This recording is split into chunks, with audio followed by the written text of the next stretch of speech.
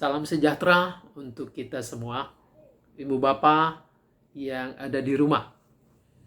Kembali pada saat ini ibadah komisi dewasa hanya berupa renungan. Oleh karena situasi yang kembali belum memungkinkan untuk kita ambil rekaman di gedung gereja. Biarlah melalui perenungan pada saat ini kita boleh semakin diingatkan oleh firman Tuhan, semakin dikuatkan oleh pertolongan kasih-Nya. Sebelum bersama-sama kita merenungkan bagian firman Tuhan ini, saya mengajak kita semua untuk menyatukan hati di dalam doa. Bapa di dalam surga, terima kasih untuk kasih dan kebaikan Tuhan bagi kami semua.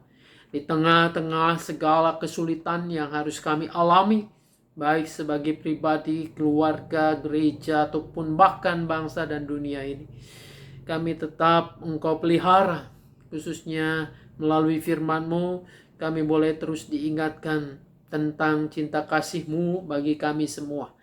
Tolong kami ya Bapa, sebelum kami merenungkan bagian firman ini, supaya Roh-Mu yang kudus menolong kami mengerti, memahami, dan kami dapat melakukannya dalam kehidupan kami sehari-hari. Dalam nama Tuhan kami Yesus Kristus kami berdoa kepada Bapa di sorga. Amin. Ibu Bapak yang dikasihi dan mengasihi Tuhan Yesus, renungan pada saat ini berjudul Cukuplah Kasih Karuniaku. Bahan Alkitab yang akan kita baca hari ini terambil dari surat Rasul Paulus. Surat Rasul Paulus kepada jemaat di Korintus. 2 Korintus 12 ayat pertama sampai dengan ayatnya yang ke-10. 2 Korintus pasal 12 ayat pertama sampai dengan 10 saya akan bacakan untuk kita semua begini. Aku harus bermegah, sekalipun memang hal itu tidak ada faedahnya. Namun demikian aku hendak memberitakan penglihatan dan penyataan yang kuterima dari Tuhan. Aku tahu tentang seorang Kristen. 14 tahun yang lampau, entah di dalam tubuh, aku tidak tahu. Entah di luar tubuh, aku tidak tahu. Allah yang mengetahuinya. Orang itu tiba-tiba diangkat ke tingkat yang ketiga dari sorga.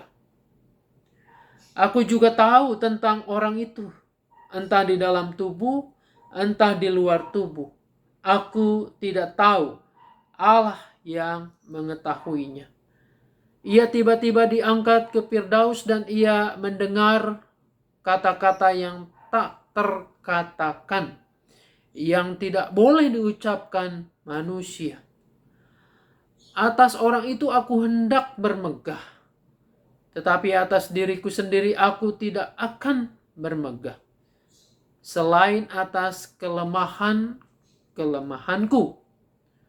Sebab sekiranya aku hendak bermegah juga, aku bukan orang bodoh lagi, karena aku mengatakan kebenaran, tetapi aku menahan diriku, supaya jangan ada orang yang menghitungkan kepadaku lebih daripada yang mereka lihat padaku, atau yang mereka dengar daripadaku. Dan supaya aku jangan meninggikan diri karena penyataan-penyataan yang luar biasa itu, maka aku diberi suatu duri di dalam dagingku, yaitu seorang utusan iblis untuk menggocoh aku, supaya aku jangan meninggikan diri. Tentang hal itu, aku sudah 3 kali berseru kepada Tuhan, supaya utusan iblis itu undur daripadaku. Tetapi jawab Tuhan kepadaku, cukuplah kasih karuniaku bagimu, sebab justru dalam kelemahanlah kuasaku menjadi sempurna. Sebab itu terlebih suka aku bermegah atas kelemahanku, supaya kuasa Kristus turun menaungi aku. Karena itu aku senang dan rela di dalam kelemahan, di dalam siksaan, di dalam kesukaran, di dalam penganiayaan, dan kesesakan oleh karena Kristus. Sebab jika aku lemah, maka aku kuat. Sampai di sana, yang berbahagia setiap kita yang mau mendengarkan firman Allah, memelihara tentu dengan melakukannya. Haleluya. Cukuplah kasih karuniaku. Bapak Ibu, saya mau nanya kepada kita semua. Kapan terakhir Anda merasa cukup? Kapan Anda terakhir merasa benar-benar puas dengan apa yang Anda miliki, dengan apa yang ada pada Anda? Coba ingat-ingat. Kapan ya? Terakhir saya betul-betul merasa cukup. Tuhan sudah mencukupkan saya. Nah, kalau Anda ingat, bandingkan nih sekarang. Antara merasa sudah cukup, merasa sudah dipuaskan, dengan merasa belum cukup. Banyakan mananya? Banyak merasa sudah cukup, atau merasa belum pernah cukup, belum pernah puas. Akibatnya terus-menerus mengejar yang namanya kecukupan itu. Memang benar bahwa manusia seringkali disebut manusia sih gak ada puasnya, gak ada cukupnya. Mungkin awal-awal ya boleh puas dengan kecukupan. Oh, asal ada sandang pangan, asal ada pakaian, ada makanan, cukup. Tapi betulkah? Enggak juga. Sesudah ada makanan, ada pakaian, ada kebutuhan lain. Kebutuhan rumah, kebutuhan tempat tinggal. Sesudah ada kebutuhan tempat tinggal, lalu kemudian kita sudah punya rumah, kita berpikir lagi. Ada yang butuh kendaraan. Masa tiap hari naik kendaraan umum? Lalu berpikir bagaimana kalau kredit? Beli motor kah? Sesudah dapat motor, cukup? Naik motor, keanginan, kehujanan. Rasanya enak juga kalau punya mobil. Udah punya mobil cukup? Belum tentu. Udah punya rumah, punya kendaraan. Kita masih membutuhkan katanya rasa aman, rasa nyaman. Sesudah itu juga masih ada lagi kebutuhan lain. Aman, nyaman sudah, semuanya sudah tersedia. Saya perlu juga dong mengaktualkan diri. Saya perlu juga untuk terlibat ini dan itu. Saya butuh dicintai. Saya butuh dihormati. Saya butuh ini dan itu. Rasanya benar. Gak ada habisnya. Maka saudara-saudara, saya pernah menuliskan kalau Anda merasa cukup, Anda merasa puas hari ini, itu adalah anugerah dari Tuhan. Sebab tidak semua orang bisa merasa cukup. Tidak semua orang merasa dipuaskan. Tidak semua orang merasa bisa bersyukur dengan apa yang hari ini saya ada. Hari ini yang saya peroleh. Berpikirnya kurang dan kurang terus. Saudara-saudara, hari ini kita mau belajar dari apa yang dikatakan oleh Paulus dalam suratnya di 2 Korintus pasalnya yang ke-12 ayat pertama sampai 10. Tentu ada banyak hal yang mungkin kita tidak paham dan tentang ungkapan-ungkapan yang disampaikan oleh Rasul Paulus tentang ada penglihatan begitu ya, dibawa ke surga tingkat ketiga dan seterusnya, dibawa ke Firdaus, ditunjukkan ini. Dan Paulus sangat bangga dengan orang itu. Kemungkinan orang itu adalah barangkali dirinya sendiri yang diperlihatkan penglihatan oleh Allah. Saudara-saudara, kita nggak usah dipusingkan dengan hal-hal itu, tetapi yang mau dikatakan oleh Paulus adalah ada sebuah kebanggaan ya ketika Paulus mendapatkan sebuah penglihatan seperti itu. Tetapi dia juga merefleksikan, merenungkan bahwa itu bukanlah juga menjadi kebanggaannya yang harus kemudian dirinya bermegah atas apa yang boleh Tuhan izinkan dilihatnya ini. Tapi kemudian Paulus merefleksikan lagi. Bukan itu yang menjadi kebanggaannya. Bukan itu juga yang kemudian dia membuat jadi tinggi hati. Menjadi sombong gitu ya. Tetapi justru Paulus mengajak bahwa bagaimana ia memaknai kehidupan itu. Merasa cukup dalam berbagai keadaan. Bahkan dalam keadaan yang sulit. Paulus merefleksikan supaya aku tidak membanggakan diri, tidak menjadi sombong. Maka di situ dikatakan ada utusan iblis yang menggocoh dia, yang membuat tubuhnya tidak nyaman. Ya, ternyata di situ dikatakan seperti ada duri di dalam daging. Para penafsir menafsirkan ini banyak. Apa yang dimaksudkan itu? Apakah sakit penyakit? Apakah pergumulan batin? Ataukah ada yang lain?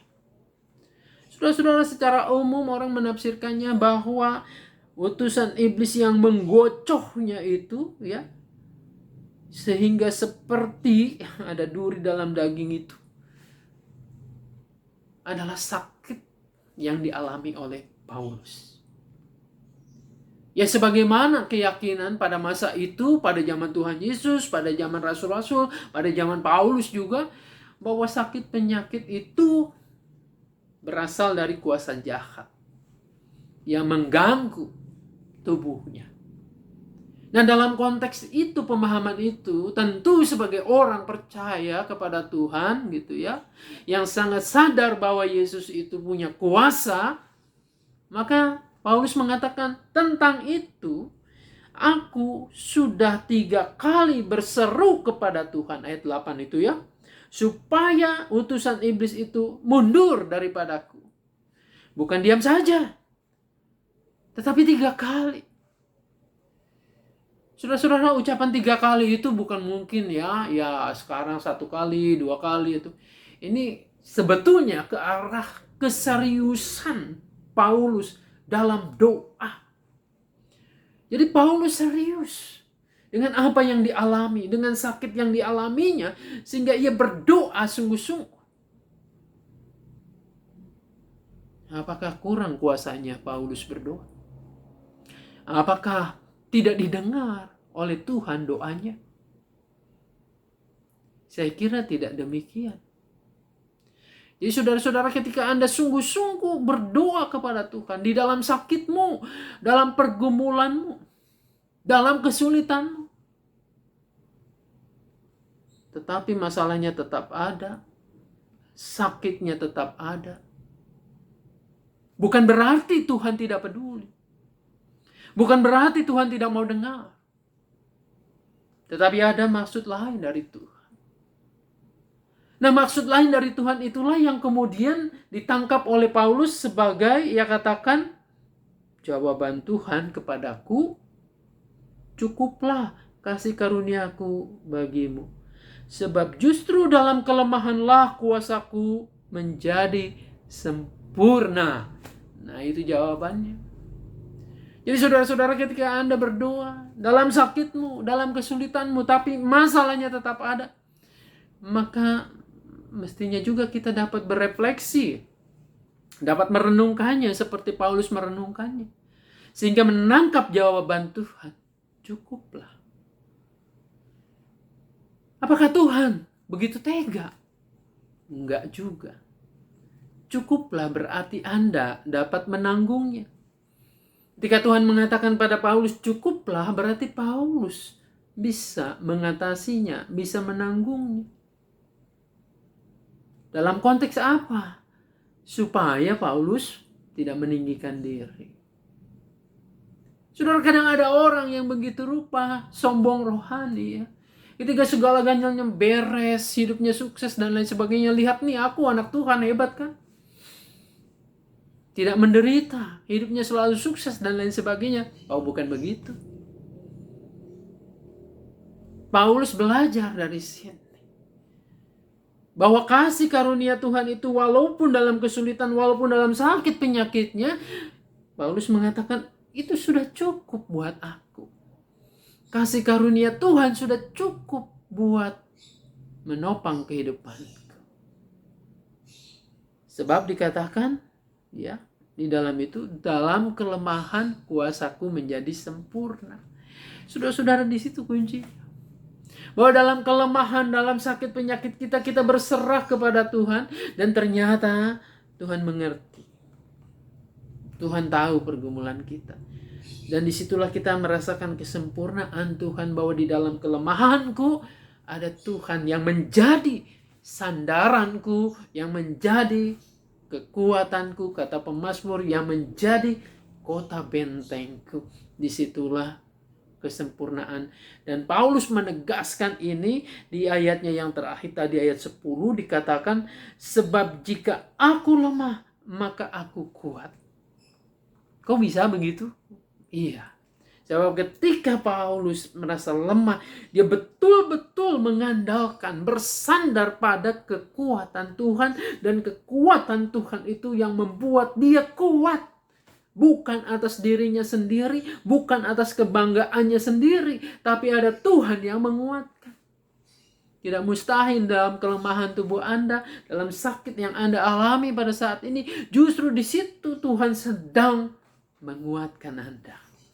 Menguatkan kita semua. Jadi saudara-saudara, disinilah yang perlu kita renungkan baik-baik. Bahwa di dalam Tuhan mestinya segala hal cukup. Cukup kasih karuniaku. Nah, ketika Anda dan saya memahami segala sesuatu ini cukup. Hari ini aku cukup untuk meneruskan hidupku. Untuk makanan, untuk minuman, pakaian, dan lain sebagainya. Kita merasa bersyukur untuk itu. Kita mampu untuk mengucap syukur kepada Tuhan. Dalam kondisi apapun. Ini yang membuat kita menjadi tenang. Kita jauh dari depresi. Coba Anda bayangkan ketika Anda merasa saya tidak cukup dan ingin berjuang lebih lagi. Saudara-saudara, tahukah? Jiwa kita, diri kita di dalam ini capek. Untuk mengejar segala keinginan, untuk mengejar segala ambisi itu. Yang ujung-ujungnya adalah untuk meninggikan diri bahwa nih aku adalah orang yang punya segalanya. Justru kebalikannya, kalau Anda merasa cukup, Anda merasa terpuaskan, maka yang terjadi adalah kehidupan Anda tenang. Penuh damai sejahtera. Disitulah Anda betul-betul kuat.